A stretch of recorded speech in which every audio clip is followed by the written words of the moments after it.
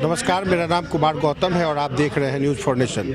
हिंदुस्तान आवामी मोर्चा की राष्ट्रीय कार्य समिति की बैठक चल रही है। इस मुद्दे पर बात करने के लिए हमारे साथ राष्ट्रीय प्रवक्ता दानिश रिजवान जी हैं। दानिश जी, इस बैठक से क्या कुछ निकल कर सामने? देखिए, बैठक में हम संगठन के विस्तार पर चर्चा कर रहे हैं और विधानसभा चुनाव में जो हमें जीत मिली है उसकी भी समीक्षा कर रहे हैं। किस कुछ सीटों पर हम हारे हैं उसकी समीक्षा हो रही है। सबसे महत्वपूर्ण ये है कि 18 तारीख को हमारी राष्ट्रीय कार्यकारिणी की बैठक होनी है और नियम ये है कि पहले राष्ट्र परिषद की बैठक से हम अनुमोदन लेते हैं कि राष्ट्रीय कार्य समिति की बैठक कराई जाए। उसमें राष्ट्रीय अध्यक्ष का चुनाव होना है, तो ये सबसे महत्वपूर्ण है। 18 तारीख को हमारे राष्ट्रीय अध्यक्ष का चुनाव होना है, जिसका अनुमोदन राष्ट्रीय परिषद की बैठक में हम कर रहे हैं। पूरे देश से अलग अलग राज्यों से हमारे प्रतिनिधि आए हुए हैं, बातचीत कर रहे हैं, चर्चा चल रही है और उसके बाद उसका अनुमोदन होगा।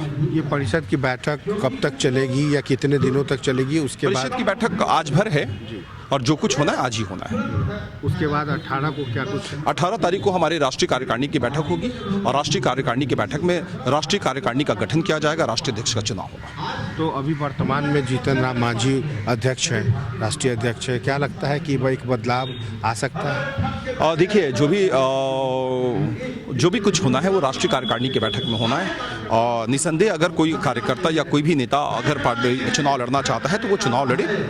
जो निर्णय होगा, जो राष्ट्रीय कार्यकारिणी तय करेगा वही होना है। क्योंकि मांझी जी के आवास के ठीक बाएं तरफ देखिए दूसरी पीढ़ी का जिक्र किया गया। निसंदेह मांझी जी ने सेवा किया, उनकी दूसरी पीढ़ी भी सेवा कर रही है, तो इसलिए कार्यकर्ताओं ने ये बैनर लगाया है।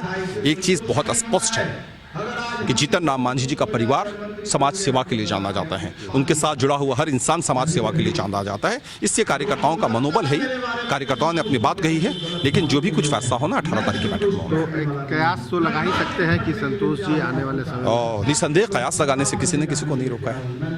तो देखा आपने, ये दानिश रिजवान जी, उन्होंने साफ तौर पे कहा कि कयास का दौर है और कयास के साथ ही ये भी संभव है कि बिहार के पूर्व मुख्यमंत्री जीतन राम मांझी के बजाय संतोष कुशवाहा राष्ट्रीय अध्यक्ष बने। सहयोगी अकबर अली के साथ Kumar Gautam, news for nation, Patna.